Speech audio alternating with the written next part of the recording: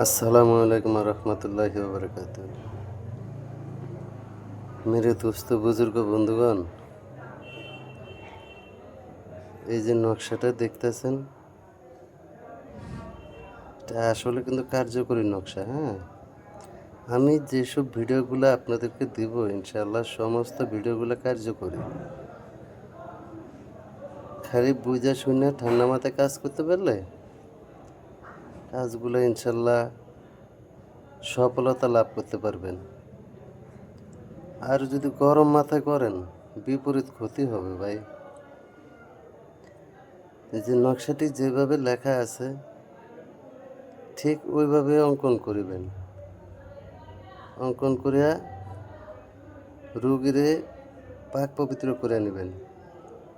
করে নিয়া এই নকশাটা রুগীর ডান হাতে মুঠ করে রাখতে বলবেন এবং রুগীকে আপনি চোখ বন্ধ রাখতে বলবেন। 5 মিনিটের ভিতরে ইনশাআল্লাহ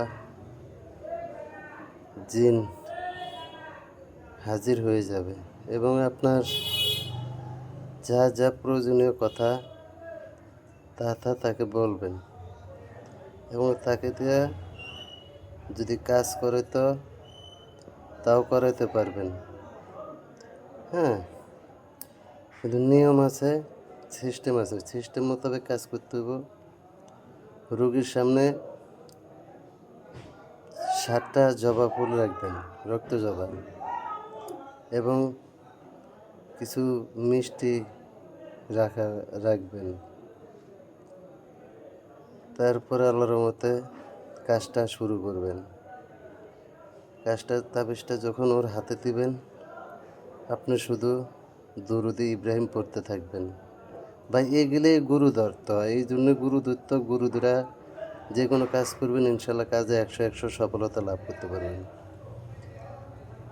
ও দুরূদ শরীফ পড়তে থাকবেন, দেখবেন অটোমেটিকলি আল্লাহর মতে রোগীর উপর যে জিন আসর করছে, যে জিন ক্ষতি করছে, জাদুর হোক, ব্ল্যাক ম্যাজিকের হোক, যে কোনো জাদুর হোক না কেন, কিংবা যেভাবে দিন আসুক না কেন রোগীর সাথে, ওইভাবে সে উত্তর দেবে।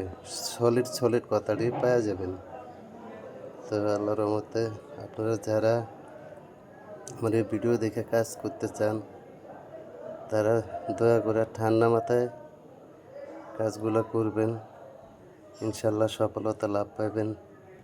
এবং কাজটা করার আগে আল্লাহর রাস্তায় মাজারে হোক, মসজিদে হোক, কিছু দান জগৎ করে দিবেন। ইনশাল্লাহ এটাই মানে নকশার জাকাত হয়ে গেল। তো ধন্যবাদ মেরা দোস্ত।